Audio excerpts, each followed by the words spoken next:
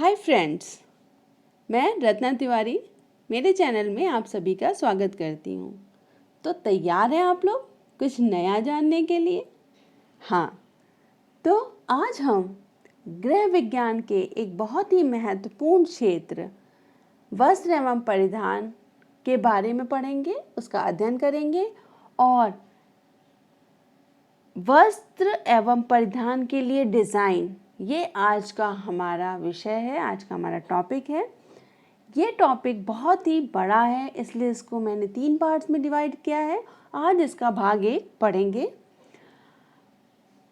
वस्त्र, अगर हम टिपिकल एक लेमन लैंग्वेज में करें तो कपड़ा भोजन के बाद, रोटी के बाद हमारी दूसरी महत्वपूर्ण आवश्यकता है। प्राचीन काल से ही वस्त्रों को पहनने का चलन जारी है और जो जाने जाने वाली मनुष्य की सभ्यताएं हैं इतिहास में, उसमें एक पुरानी सामग्री वस्त्र भी है। इतिहास के समय से देखें तो बहुत सारे रेसे, फाइबर्स जिनको हम कहते हैं, कपास, ऊन, लिनन, रेशम, ऐसे बहुत सारे प्राकृतिक धागों का, प्राकृतिक वस्त्रों का प्रयोग प्राचीन काल से ही होता चला आ रहा है। न सिर्फ शरीर को सुरक्षा देने के लिए वस्त्र के रूप में, बल्कि घर के अन्य कार्यों के लिए, जैसे कि बेडशीट है, कर्टेन्स हैं, चद्दरें हैं, पर्दे हैं, इनके लिए। इसके साथ साथ अगर मछली पकड़ने की नेट की बात की जाए, त्रिपाल हो गया, और रस्सियाँ, शिकारियों का जाल, ये सब कुछ वस्त्रों से, रेशों से ही बनाए गए हैं। प्राकृतिक रेशों के अलावा कुछ कृत्रिम और रासायनिक रेशों की भी 19वीं सदी में खोज की जा चुकी है और ये खोज जारी है। रोज दिन प्रतिदिन नए नए रेशे, नए नए कपड़े आ रहे हैं और ज़रूरत के हिसाब से, क्योंकि हम जो घर में कपड़े पहनते हैं वो हम बाहर नहीं पहनते हैं। अगर हम स्पेस पे जा रहे हैं, अंतरिक्ष में जा रहे हैं, तो वो कपड़े नहीं चलेंगे। तो बहुत तरीके की तकनीकी का विकास किया जा रहा है और उस तकनीकी के विकास के साथ साथ वस्त्रों के भी विकास में बढ़ोतरी हो रही है। वस्त्रों का क्षेत्र बहुत विशाल है। वस्त्र सामग्री ने मानव रचनात्मकता के लिए एक उपयुक्त माध्यम भी प्रदान किया है, जो कला और कलाकृतियों की वस्तुओं का उत्पादन करता है और इन मदों के उपयोग की उनकी बहुमुखी प्रतिभा के अलावा उनके सौंदर्य अपील का भी मूल्यांकन करता है। तो वस्त्र हमारे लिए बहुत ही महत्वपूर्ण है। क्या वजह है कि वस्त्र महत्वपूर्ण हैं? सबसे पहला कारण है सुरक्षा प्रदान करते हैं। किन किन चीज़ों से सुरक्षा देते हैं वस्त्र? जैसे कि आपकी स्किन को बचाते हैं, आपकी त्वचा की सुरक्षा करते हैं, आपको मौसम से बचाते हैं, किसी भी घाव लगने से, कोई जल जाने पे, कोई रफ सरफेस को टच होने पे, इससे जो परेशानी होती है उन तकलीफ़ों से बचाते हैं। तो एक तरीके से वस्त्र हमारी सुरक्षा करते हैं। सुरक्षा करने के साथ साथ ये स्वच्छता के लिए भी ज़रूरी है। दूसरा कारण है नम्रता। इंग्लिश में अगर इसको हम क्या मॉडेस्टी कहते हैं, मतलब कि जो लोग जो अपनी सही तरीके से अपनी बॉडी को कवर करना, यानी कि एक सभ्यता को, नम्रता ना कि यहाँ पे हम सभ्यता को दर्शाएंगे, और उसी से रिलेटेड जो डिफरेंट ग्रुप्स होते हैं, अलग अलग ग्रुप्स के लिए जो मॉडेस्टी है कपड़े की, सभ्यता है, वो अलग अलग होती है, अलग अलग समय के लिए अलग अलग होती है। जैसे कि अगर आपने कोई कपड़ा एक पार्टी वेयर में पहना है तो वो अगले दिन या कुछ दिन बाद आपके जॉब के लिए सुटेबल नहीं होगा, तो वो उसके लिए सभ्य नहीं होगा। नेक्स्ट है पहचान। वस्त्र पहनने से हमारी एक अपनी पहचान बनती है और हम अलग अलग ग्रुप के लोगों को आसानी से पहचान सकते हैं। अब जैसे आप लोगों को पहचानना हो तो यूनिफॉर्म देख के हम पहचान जाते हैं कि ये स्कूल के बच्चे हैं, कौन से स्कूल के बच्चे हैं। डॉक्टर्स हो गए, वाइट कोट पहना है, एयरक्राफ्ट क्रू हो गए, एयर हॉस्टेज हो गई, इन सबको हम उनके वस्त्रों से ही पहचान लेते हैं। वो क्या कार्य करते हैं उसके लिए उनसे पूछने की आवश्यकता नहीं है। शैली एवं रंग। वस्त्र हमें विभिन्न शैली प्रदान करते हैं। कोई मॉडर्न लुक में नज़र आता है जीन्स और स्कर्ट्स पहन के, कोई साड़ी पहन के ट्रेडिशनल लुक में नज़र आता है। तो एक शैली देते हैं और रंग देते हैं। हम रंग बिरंगे कपड़े पहनते हैं जिससे देखने में बहुत ही अच्छा लगता है। हर ओकेज़न के लिए अलग अलग रंग के कपड़े होते हैं और विभिन्न स्थिति के लिए आपकी जो स्टेटस है, स्थिति मीन्स यहाँ है स्टेटस, आपका जो रहन सहन का स्तर है वो भी कपड़ों से ही नज़र आता है, वो भी दर्शाते हैं। उसके साथ साथ सजावट करने में सहायक करते हैं। हम अपने आप को डेकोरेट करते हैं, अपनी अपीयरेंस को, अपने लुक को और भी अच्छा बना सकते हैं। तो ये तो है एक छोटा सा बताया मैंने कि वस्त्र एवं परिधान का महत्व क्या है। एरिया बहुत वास्ट है। अब हम मेन टॉपिक के उद्देश्य पे आते हैं। जो हमारा आज का विषय है जिसका अध्ययन कर रहे हैं वो है वस्त्र एवं परिधान के लिए डिज़ाइन। इस वीडियो को देखने के बाद आप क्या क्या जान पाएंगे? डिज़ाइन की विभिन्न अवधारणाएं क्या हैं, अच्छे डिज़ाइन की गुणवत्ता क्या होनी चाहिए, डिज़ाइन के प्रकार कौन कौन से और कारक क्या हैं, डिज़ाइन का गठन करने वाले तत्वों को पहचानेंगे जैसे कि रेखा, आकार और रूप, पैटर्न, बनावट और रंग। तो चलिए तैयार हो जाइए बिल्कुल से। डिज़ाइन क्या है ये जानना बहुत ज़रूरी है। डिज़ाइन एक लोकप्रिय समकालीन शब्द है जिसका अलग अलग परिस्थितियों में अलग अलग अर्थ हो सकता है। फिर भी इस शब्द का प्रयोग अधिकतर उच्च फैशन की पोशाकों और उनसे संबंधित अलंकरणों के लिए ही किया जाता है। कपड़ों का यह रंग योजना या विशेष रूप से प्रिंट के साथ जुड़ा हुआ है। अगर हम कपड़ों की बात करें तो ये रंग योजना और उसके प्रिंट से जुड़ा हुआ है। किसी भी डिज़ाइन का मुख्य उद्देश्य वस्तु को मोहक बनाना होता है। कोई भी वस्तु और अच्छी लगे अगर हम उसमें कुछ डिज़ाइनिंग कर देते हैं।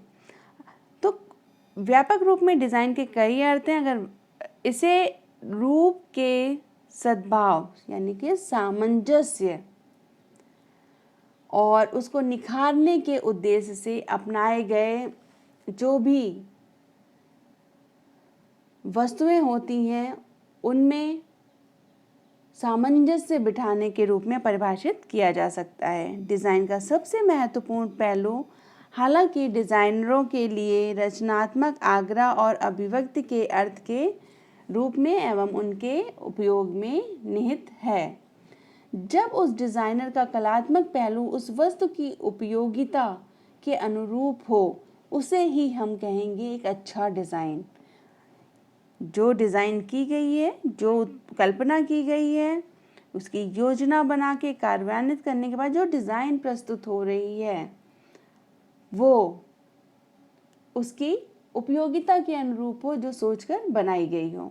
डिज़ाइन किसी वस्तु या उत्पाद की कल्पना करने, उसकी योजना बनाने और कार्यान्वित करने का मानवीय सामर्थ्य है जो मनुष्य के व्यक्तिगत और सामूहिक उद्देश्य को प्राप्त करने में सहायता प्रदान करती है।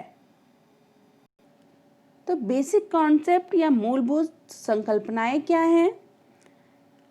एक अच्छे डिज़ाइन का विश्लेषण करना बहुत ज़रूरी होता है। एक अच्छे डिज़ाइन को जानने के लिए सबसे पहले उसकी गुणवत्ता को देखते हैं। सौंदर्य रूप में एक डिज़ाइन को मनभावन होना चाहिए। कुछ अपेक्षाओं को पूरी करने वाला होना चाहिए, जैसे कि उसका मूल्य, उसका रंग और सेवा जो भी वो प्रदान करता है वो हमारी अपेक्षाओं के अनुसार होना चाहिए। डिज़ाइन का कार्यात्मक होना बहुत ज़रूरी है। ऐसा ना हो कि कोई वस्त्र ऐसा डिज़ाइन हो कि आपने पहन लिया है और वो उस पर्पज़ को सॉल्व नहीं करता हो, किसी स्पेशल पर्पज़ के लिए पहना, तो कार्यात्मक होना ज़रूरी है। कुछ लक्ष्य जो हैं उनको पूरा कर सके, डिज़ाइन ऐसा होना चाहिए। एस्थेटिक, आर्थिक या सामाजिक, राजनीतिक विचारों से मिलता जुलता होना चाहिए डिज़ाइन। तो ये तो मैं हो गई एक अच्छे डिज़ाइन की गुणवत्ता कैसी होनी चाहिए। अब बात हम करते हैं डिज़ाइन विश्लेषण की। जब भी डिज़ाइनिंग की जाती है तो सबसे पहले डिज़ाइन का विश्लेषण महत्वपूर्ण है। डिज़ाइन सौंदर्य परिणाम और संतुष्टि प्राप्त करने के लिए वांछित वस्तु एवं कार्यात्मक योजना के निर्माण की योजना के अनुसार एक व्यवस्था है। यानी कि जब किसी वस्तु या उत्पाद की कल्पना की जाती है तो उसे साकार रूप देने के लिए एक निर्धारित योजना के अनुसार जो व्यवस्था की जाती है उसे ही हम डिज़ाइन कह सकते हैं। किसी उत्पाद या वस्तु के डिज़ाइन का अध्ययन निम्न आधार पर किया जाता है। उसकी संरचनात्मकता के अनुसार एवं उसके अलंकरण के हिसाब से। इस तरीके से डिज़ाइन का विश्लेषण होता है। संरचनात्मक डिज़ाइन क्या होती है? नाम से आपको समझ में आ गया होगा।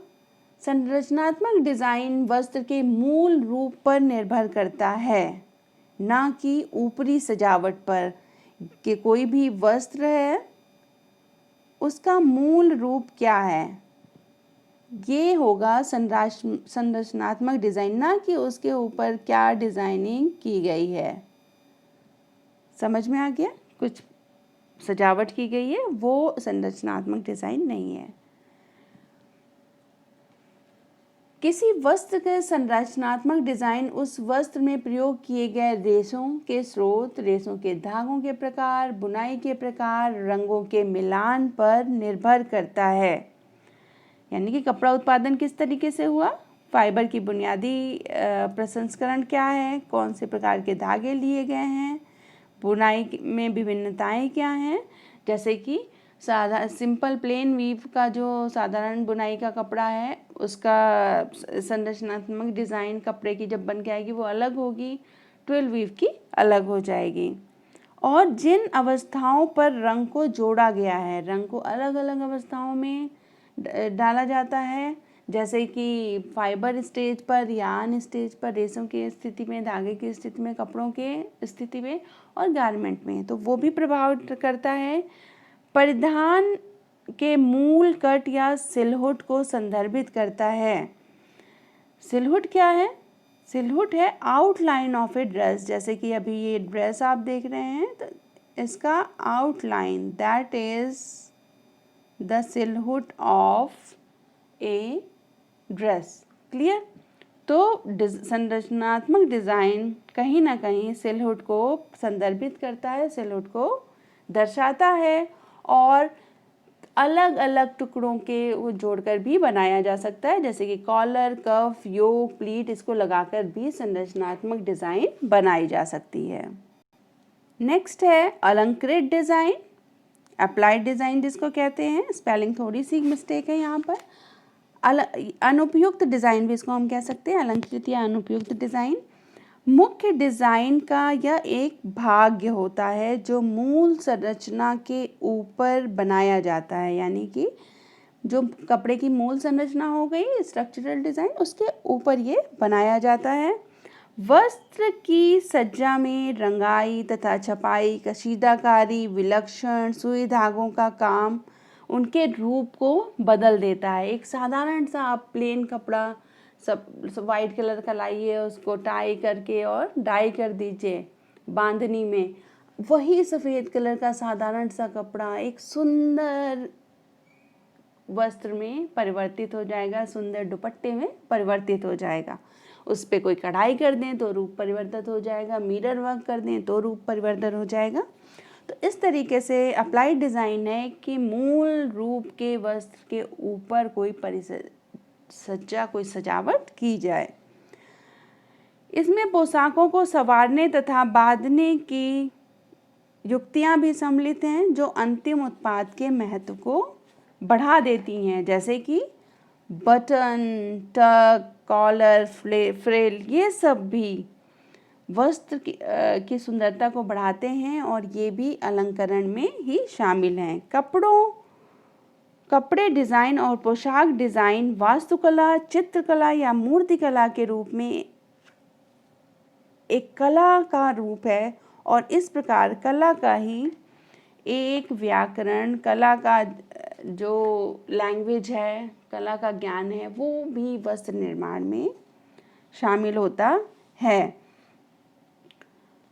तो इस तरीके से कोई पेंटिंग करके, कोई झालर लगाकर, कोई एम्ब्रॉयडरी कर कर, कढ़ाई करके अलंकृत किया जा सकता है, अलंकृत डिज़ाइन बनाई जा सकती है। इन तत्वों का सम्मिश्रण इस प्रकार होना चाहिए कि डिज़ाइन सुंदर व व्यवस्थित लगे। ऐसा ना हो कि एक ही कपड़े में आप बहुत कुछ कर दिया और वो अच्छा नहीं लग रहा है। तो डिज़ाइन का सुंदर और व्यवस्थित लगना भी ज़रूरी है। अलंकृत डिज़ाइन 2 प्रकार की होती हैं।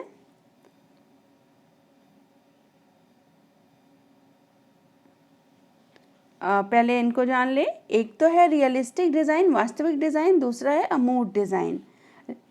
वास्तविक डिज़ाइन जब किसी वस्त्र को आकर्षक बनाने के लिए वास्तविक डिज़ाइन, जैसे कि किसी फूल या कढ़ाई या पेंटिंग बनाई जाती है, तो वो वास्तविक डिज़ाइन कही गई।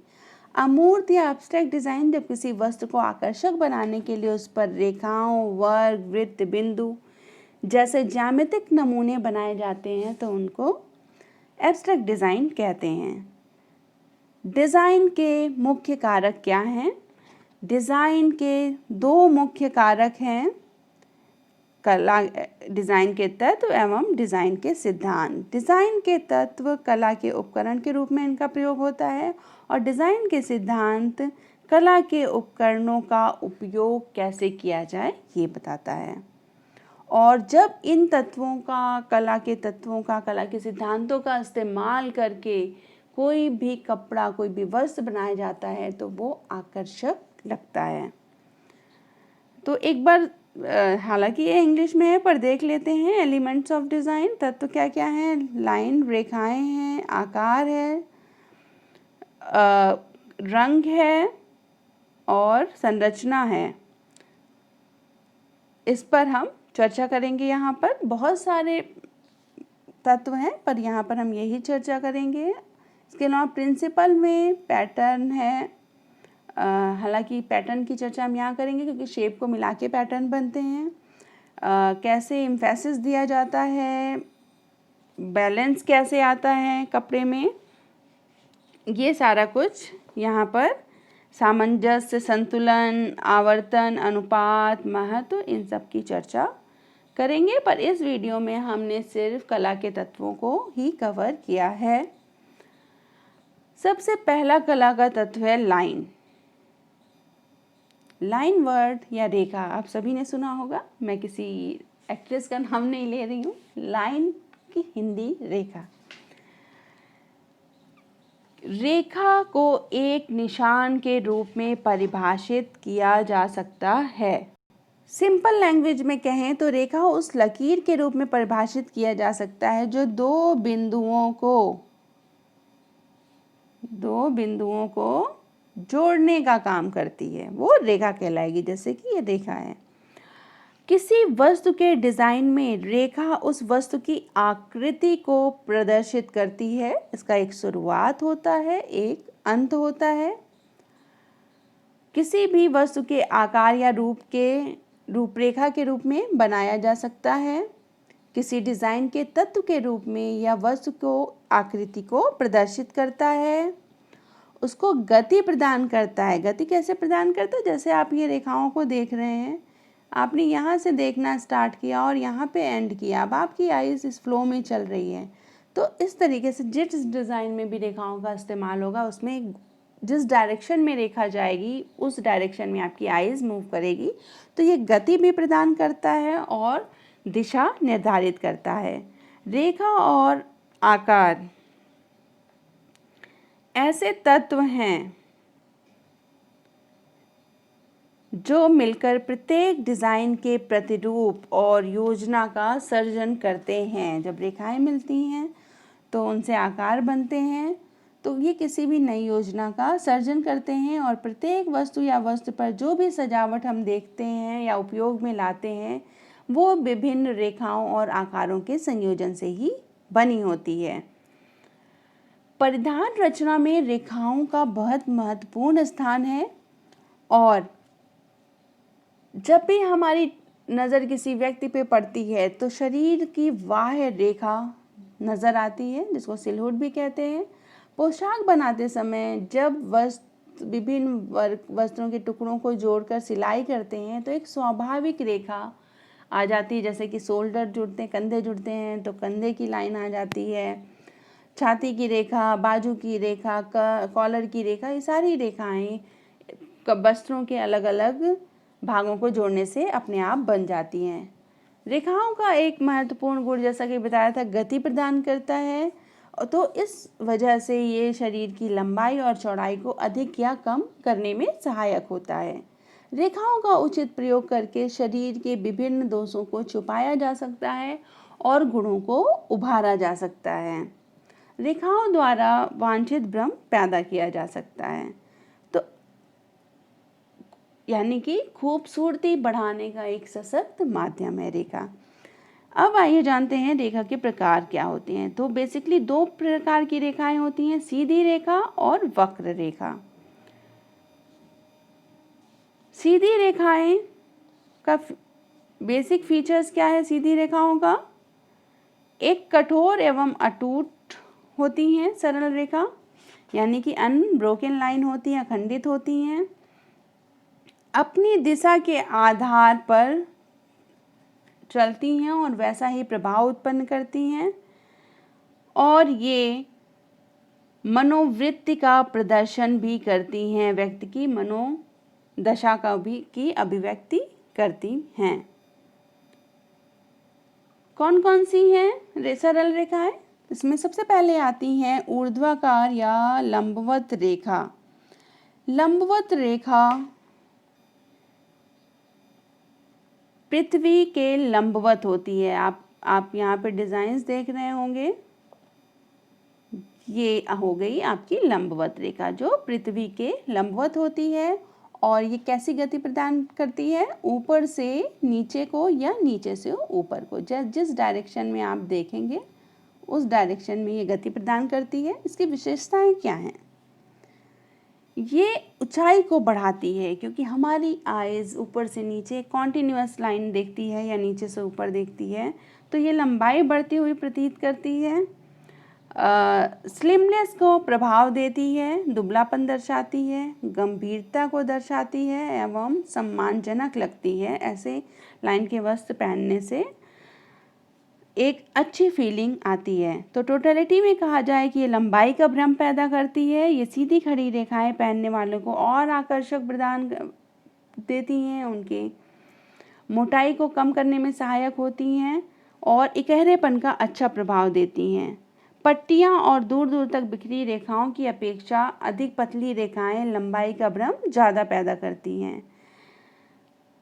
तो रेखाओं के ऊपर कोई आकृति दो समान रेखाओं में से एक को बड़ा दिखाने में की दृष्टि का भी भ्रम करती हैं। तो ये हो गई आपकी लंबवत रेखाएं। तो जो लोग कम हाइट के हैं उन्हें परेशान होने की ज़रूरत नहीं है, लंबी रेखाओं के वस्त्र पहन सकते हैं। दूसरी रेखा है सरल रेखा, क्षैतिज लाइन, यानी कि क्षैतिज रेखाएं हॉरिजॉन्टल लाइंस कहते हैं। ये पृथ्वी के समानांतर होती हैं, पैरेलल चलती हैं। ये देखिए सारी रेखाएं आपको यहाँ पे डिज़ाइंस आप देखिए, सारी रेखाएं क्षैतिज रेखाओं का यहाँ मैंने प्रयोग किया है। इनके साथ दृष्टि एक ओर से दूसरी तरफ घूमती है। जब भी हम इन रेखाओं के पहने हुए वस्त्र के व्यक्तियों को देखते हैं तो रेखाओं की तरफ से हमारी आइज़ मूव करती है, एक साइड से दूसरी साइड को जाती है। तो इस वजह से ये चौड़ाई का एहसास कराते हैं। यदि कोई व्यक्ति लंबा है, दुबला पतला है, तो वो इन रेखाओं का प्रयोग करके और आकर्षक लग सकता है। ये रेखाएं की क्या विशेषता है? ये तो चौड़ाई का भ्रम देती हैं, एक स्थिर और शांत प्रभाव देती हैं, क्योंकि ये जमीन की रेखाओं को दोहराती हैं, सौम्यता और सहजता को दर्शाती हैं। बारीक टेढ़ी रेखाएं सीढ़ी जैसी ऊपर चढ़ाई का प्रभाव डालती हैं, जबकि चौड़ी क्षैतिज रेखाएं एक पतले व्यक्ति की चौड़ाई और स्थिरता प्रदान करती हैं। तिरछी या विकर्ण रेखाएं, डायगोनल लाइंस इनको इंग्लिश में कहेंगे। तिरछी रेखाओं का प्रभाव उनके कोण पर निर्भर करता है। ये 90 डिग्री का एंगल है। अब तिरछी रेखाएं किस कोण पर हैं? क्लियर? जिस कोण पे बनी होंगी उस कोण के हिसाब से वो लंबाई या चौड़ाई का एहसास करती हैं। अगर लंबाई के कोण पे बनी है, लाइक ये कोण, ये कोण पे 75, 80, 90 डिग्री के 90 तो नहीं होगा, 80, 75, 65 ऐसे किसी भी कोण पर बनी है 45 से अबव के कोण पर, तो वो लंबाई का एहसास दिलाएंगी, और उससे कम पे बनी है तो वो चौड़ाई का एहसास दिलाती हैं। दो तिरछी रेखाओं से वी शेप बनाया जा सकता है, तो ये भी एक डिज़ाइनिंग हो गई, दो चौड़ी रेखाओं को जोड़कर। तिरछी रेखाओं वाले वस्त्रों द्वारा किसी व्यक्ति की लंबाई और चौड़ाई दोनों ही संभव है, बढ़ाया या घटाया जा सकता है कोण के आधार पर। इन तिरछी रेखाओं के ढालू होने के कारण उनसे बनने वाला कोण उनकी बढ़ी हुई लंबाई और चौड़ाई का निर्धारण करता है। सामान्य रूप से लंबवत तिरछी रेखाएं लंबाई बढ़ाती हैं और आड़ी तिरछी रेखाएं लंबाई को कम करती हैं। ये एक सक्रिय, चौंकाने वाला एवं नाटकीय प्रभाव पैदा करने में सहायक होती हैं। घुमावदार लाइनें, वक्र लाइन।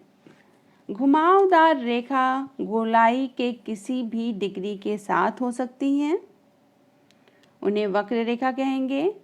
ये रेखाएं घुमावदार होती हैं, इसलिए इन रेखाओं के साथ साथ दृष्टि भी धीरे धीरे घूमती है। जैसे कि आप इन पिक्चर्स में देख सकते हैं, आपकी दृष्टि धीरे धीरे इनके हिसाब से घूमेगी जैसा ये टर्न ले रहे हैं। ये रेखाएं देखने में अधिक सुंदर लगती हैं, और इन रेखाओं का घुमाव लंबवत हो तो लंबाई का भ्रम देती हैं, और घुमावदार रेखाएं आड़ी दिशा में हो तो ये लंबाई कम करने का आभास देती हैं। वस्त्रों में वक्र रेखाएं पहनने वालों में कोमलता एवं सौम्यता का भाव नजर आता है। लंबी और लहराती हुई वक्र रेखाएं अत्यंत मनोहर एवं लयबद्ध दिखाई देती हैं। बड़े गोल वक्र की रेखाएं छोटे आकार को भी बड़ा दिखाने का आभास देती हैं।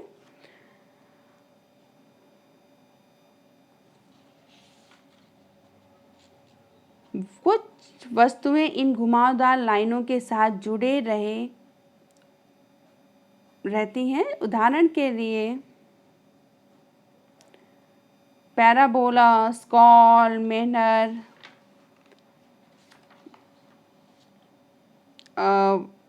विप्लेश या टेढ़ा मेढ़ा 8, ये आकृतियां बन जाती हैं इनसे। लंबी और बहती घुमावदार रेखाएं सबसे सुंदर और लयबद्ध होती हैं। इनकी एक विशेषता है, बड़े गोल घुमावदार रेखाएं नाटकीय स्पर्श प्रदान करती हैं, और छोटे हल्के वक्र युवा एवं प्रफुल्ल नजर आते हैं। तो ये तो हो गई इनकी। रेखाएं क्या प्रदर्शित करती हैं? सीधी रेखाएं बल, शक्ति और कठोरता का संकेत देती हैं। यदि सीधी रेखाएं अधिक प्रभावी हों तो डिज़ाइन का प्रभाव मर्दाना होता है। डिज़ाइन में उपयोग किए जाने वाले घुमावदार लाइनें नरम और सुंदर दिखाई देती हैं। घुमावदार रेखाएं विनम्रता, कोमलता और अनुग्रह प्रदान करती हैं एवं नारीत्व को दर्शाती हैं। कला का अगला तत्व है आकार एवं रूप। लाइनों को जोड़कर आकार बनता है। विभिन्न लाइनें जोड़कर, यहाँ आपको चित्र में भी दिखाई दे रहा है, नहीं तो मैं एक बना के, ये आपने लाइंस को जोड़ी तो एक आकार बन गया। विभिन्न लाइन को जोड़ने से विभिन्न आकार बन जाते हैं। 2 आयामी होती हैं ये और त्रिआयामी होती हैं। इनके 2 प्रकार हैं। 2 आयामी एक ड्राइंग या कागज के कपड़े पर जो प्रिंट होता है वो 2 आयामी है, और एक वस्तु के रूप में त्रिआयामी, जैसे 3 और अधिक पक्षों को देखा जा सके, जैसे मानव शरीर पे कोई वस्त्र पहना जाता तो त्रिआयामी हो गई। इनकी विशेषताएं क्या है? आकार की विशेषताएं, चूंकि आकार लाइनों को जोड़ने से बनता है इसलिए उपयोग की जाने वाली रेखाओं की विशेषताएं आकार की विशेषताओं को निर्धारित करती हैं। यदि केवल सीधी रेखाओं का उपयोग किया जाता है और कोई आकार बनता है तो लंबाई का एहसास होता है और आकार अलग बनेंगे। अगर घुमावदार रेखाओं का उपयोग किया जाता है तो अलग रूप दर्शाते हैं। विभिन्न संयोजनों के विभिन्न प्रकार की रेखाओं का उपयोग करके कई किस्में बनाई जा सकती हैं। अब इनको 4 समूह होते हैं आकार के। सबसे पहला है प्राकृतिक आकार। प्राकृतिक आकार यानी कि मानव निर्मित वस्तुओं की प्रकृति या सामान्य आकारों की प्रतिलिपि। दूसरा है सरलीकृत या संशोधित प्राकृतिक आकार, जिसमें कि वह आकृतियां जो प्राकृतिक आकृतियों को सरलीकृत अथवा संशोधित रूप में फैशनेबल शैली में बनाई जाती हैं। इन आकृतियों का कुछ भाग विकृत और अतिशयोक्तिपूर्णता को दर्शाता है। तीसरा है ज्योमेट्रिक यानी ज्यामितिक डिज़ाइन, गणितीय रूप से गठित या एक समान छाप देता है। और चौथा है अमूर्त आकृतियाँ। अमूर्त आकृतियाँ जिनका कोई रूप नहीं होता है, अर्थात वह किसी विशिष्ट वस्तु जैसी दिखाई नहीं देती हैं, वो अमूर्त आकृतियाँ कहलाती हैं। कपड़े में आकार और रूप सामग्री के पलन या कपड़े को संदर्भित करता है। आभूषण और रूपांकनों के आकार के लिए और प्लेसमेंट या रिपीट का प्रकार यानी अंतिम पैटर्न का गठन करने में सहायक होता है। यह सिलहुट, कट और अंतिम वितरण का प्रतिनिधित्व करता है। जैसे कि एग्जाम्पल दे देती हूँ मैं डिज़ाइन का, कि ये एक शेप बनाया गया है लाइंस को जोड़ के, और विभिन्न शेप को जोड़कर एक डिज़ाइन आपके सामने प्रस्तुत हो गई है। अब इसको अलग अलग तरीके से प्लेस करके अलग अलग इफ़ेक्ट लाया जा सकता है। बनावट। कला का अगला तत्व है बनावट, टेक्सचर जिसे कहते हैं। बनावट दृष्टि और स्पर्श की संवेदी छाप है और सामग्री के स्पर्श और दृष्टि गणों को संदर्भित करता है। यानी जब हम किसी वस्तु को छूते हैं तो वो जैसा अनुभव देता है वो उसकी बनावट कहलाती है। 3 तरीके से इसको संदर्भित कर सकते हैं। एक तो है लुक्स यानी कि कैसा दिखता है, दूसरा उसकी प्रकृति कैसी है, और तीसरा छूने पे कैसा लगता है। अगर उसका लुक देखने में चमकदार है, फीका, धुंधला, अपारदर्शी, घना, पारदर्शी, निर्मल और चिकना, ये लुक के आधार पर हो गए हैं टेक्सचर। कैसी प्रकृति है, ढीला, लटका हुआ, कड़ा, बाहर को निकला हुआ, चिपका हुआ, लहराता हुआ। और अगर उस छूने पे कैसा महसूस होता है, नरम, कड़क, रूखा, समतल, खुरदुरा, दानेदार। तो इस तरीके से 3 रूप में किसी भी वस्तु की बनावट होती है। बनावट को निर्धारित करने वाले कारक क्या हैं? क्यों कोई चीज़ चिकनी लगती है, क्यों खुरदुरी लगती है? इसके कुछ कारक हैं। पहला है फाइबर सामग्री, यानी कि कौन से फाइबर का इस्तेमाल किया गया है। नेचुरल फाइबर है, सिंथेटिक फाइबर है, चमकदार फाइबर है। उसी तरीके से टेक्सचर बन के आएगा। धागों का प्रसंस्करण की विधि तथा धागे का प्रकार क्या है। कपड़े के निर्माण में जो भी धागे प्रयोग किए गए हैं वो किस प्रकार के हैं, उनमें घुमाव, ट्विस्टिंग कैसी दी गई है। जैसे कि सरल, जटिल, और धागे का प्रकार, सरल धागा है, जटिल धागा है, नवीन यान है, उससे बने वस्त्र स्पर्श का टेक्सचर बिल्कुल अलग बन के आएगा। वस्त्र निर्माण की तकनीकी कौन सी है, वस्त्र की बुनावट किस प्रकार से की गई, कितनी धागों की सघनता है, बुनाई में क्या चीज़ का इस्तेमाल किया गया, वीविंग की गई है, बुनना है, लेसिंग की गई है, नेटिंग की गई है, इस तरीके से उसके टेक्सचर में परिवर्तन आएगा। वस्त्र पर सज्जा क्या दी गई है, ये भी निर्धारित करता है बुनावट को। वस्त्र की बुनावट, उस पर की जाने वाली सज्जा, जैसे कड़ा करना, कड़क कपड़ा नज़र आ रहा है तो उस पर माड़ लगाया गया है, चमकदार है तो कैलेंडरिंग की गई है, इस तरीके से बुनावट को निर्धारित करता है। और आखिरी तरीका है सरफेस ऑर्नामेंटेशन, यानी सतह पर सजावट क्या की गई है, गुच्छों में सजाया है, मखमली मुद्रण, कसीदाकारी कोई हुई है, या सिलाई से कोई डिज़ाइन बनाई गई है। तो इस तरीके से ये सारी चीज़ें वस्त्रों के बनावट को निर्धारित करते हैं। वस्त्र के डिज़ाइन में बनावट की भूमिका क्या है?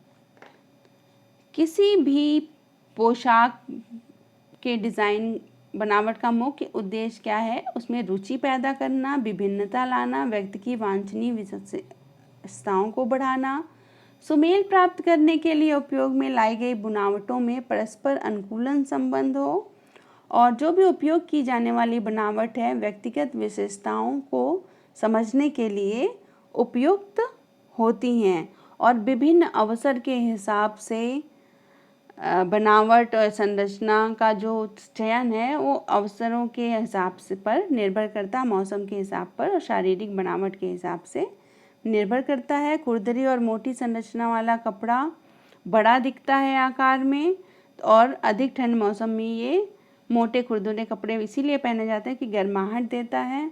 मध्यम नरम कपड़ा शरीर की रेखाओं को उभारता है, और पतले मुलायम चमकदार कपड़े प्रकाश को परिवर्तित करते हैं जिससे आकार बढ़ने का आभास होता है। तो अपने बॉडी टाइप के हिसाब से ही बनावट के कपड़े पहने। पैटर्न,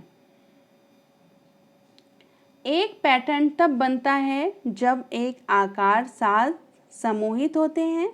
यह समूह एक आकार या दो अधिक प्रकार के आकारों के संयोजन से बनता है। किसी पैटर्न में आकृतियों का समूहन प्राकृतिक रूप, शैली का ज्यामितिक और अमूर्त रूप में प्रदान किया जाता है। यहाँ पे कुछ पैटर्न्स आपको नज़र आ रहे हैं जिन्हें आप देख सकते हैं।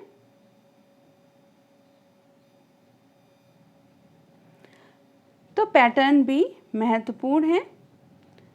रंग के बारे में यहाँ पे मैं थोड़ा सा बताऊंगी। रंग हमारे चारों ओर कई रूपों में है, और सिलहुट के साथ साथ हमारी जो नज़र किसी वस्त्र पर सबसे पहले पड़ती है वो रंग ही होते हैं।